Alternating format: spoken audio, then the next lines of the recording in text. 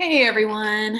I am here to talk to you today about the Classroom Mindsets and Behaviors Action Plan. So these are those student standards that we've discussed a few times now. So let me pull up my, oh dang. All right, let me pull up my PowerPoint.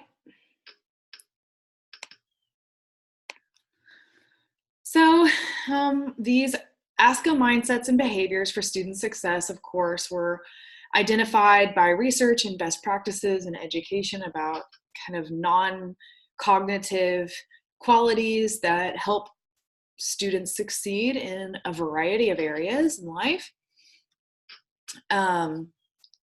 So they help identify the knowledge, skills, and attitudes that will help them succeed in academics, college and career readiness, and social and emotional development. They're based in research and best practices in student achievement.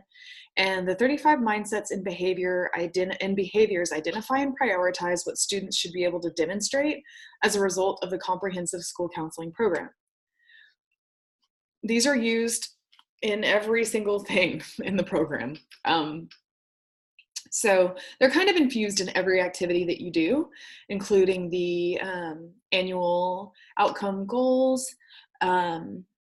School counselors select one or two from the list of 35 ASCA mindsets and behaviors for each goal, intervention, or activity of the counseling program.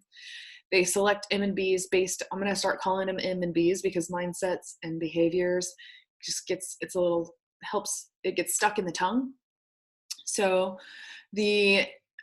we select the M&Bs based on the needs of the school and the need for the intervention, and they drive the content. And then an M&B data assessment is used for the activities. So we start with our goals, and then we align our goals with the mindset and behavior standards, the 35 mindset and behavior standards. And then we kind of look at the standards, the mindset and behavior standards that will help us achieve our goals on the annual outcome goals. So we look at our goals, and then we align them with the mindsets and behaviors, which are in your module. All 35 of them are in your module if you don't know what they are. And they're also on www.schoolcounselor.org, mindset and behaviors. So they drive the content. So once you've picked kind of your M&Bs based on the needs of your school, then you're going to pick your guidance lessons, your school-wide activities, and your small groups. And then each activity you do will include a little bit of an assessment. So you're going to assess kind of like a pretest, what do they know about that skill, and then you're going to do the lesson, and then you kind of just do a little post-test to see if they've learned the skill. That's one way to assess, but you can assess in a variety of ways, and that's in the implementation guide. So, and then the competencies are specific and measurable. So where do you start? To me, I know that this is a little bit overwhelming because there's 35 standards and you're putting a standard with every activity that you do, and how do you pick and choose, and do you have to do all 35 standards for the school year and all those things? Well, you don't have to do all 35 in one school year or with any one grade. You can connect by grade level and choose standards to cover at each grade level. If you could kind of coordinate with elementary, middle, and high school counseling programs, if you set something up, that might be an easy way to structure your program. So then you're only responsible for a certain number of standards to address. And the standards are operationalized through competencies, and you are going to attach the M&Bs to all the activities you do and measure the M&Bs periodically in your activities. And you can see how to assess on pages 63 through 73 in your implementation guide. So you're going to come up with a mindset and behaviors action plan, which will then help you create your calendar, your annual calendar. So your calendar for the year, and it helps you pick, your guidance lessons and activities.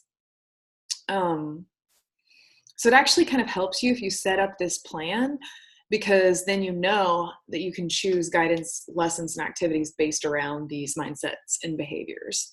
So the MMBs are the lens through which all school counseling program activities are delivered. They're addressed through guidance, small groups, and school-wide activities. So when you write these out, you'll attach an MMB, at least one, to each activity. And they're used to assess student growth and development, guide the development of strategies and activities, and create a program that helps students achieve their highest potential. So again, like if you map this out, which is on, and that's all I have there. But so I'm going to stop my share.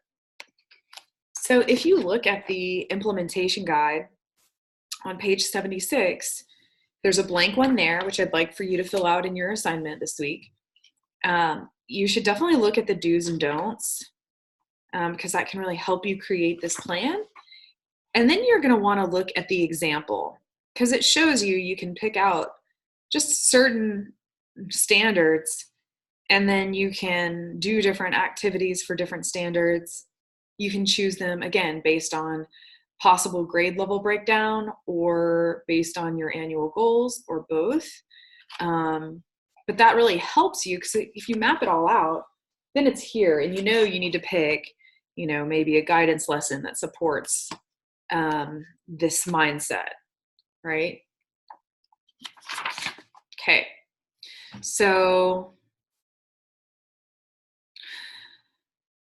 specifically selected ASCA mindsets and behaviors, as I mentioned, are required on all action plans and results reports.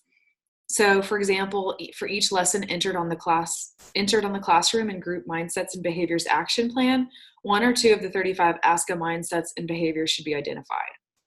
This selection then guides the development of the ASCA mindsets and behavior data assessments. So obviously you're going to pick your mindsets and behaviors, then you can pick your lessons, and then you can pick the assessments that match and kind of go best with that activity.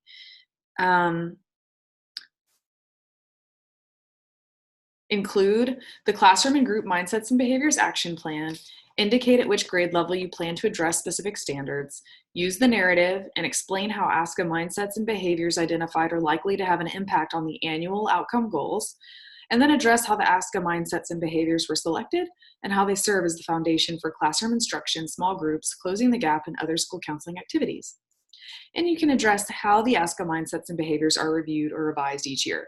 So you don't have to do it exactly the same every year. You can change it up. You definitely want to kind of attach these to the goals. You may not have the ability to coordinate as much by grade, K all the way K through 12, but you can choose different mindsets every year so that, one year maybe you hit 5, the next year you hit 5, just as long as you have a systematic way to approach all these 35 by the time they get out, then you're good to go. All right. So that's all I have for mindsets and behaviors. Make sure to do your reading. And if you have questions on any of the assignments, just holler at me. Thanks so much. Bye.